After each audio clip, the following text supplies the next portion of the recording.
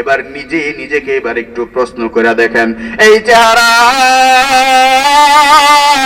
আজকে কেন মলিন হয়ে যাও? আজকে কেন তোমার দাম নাই?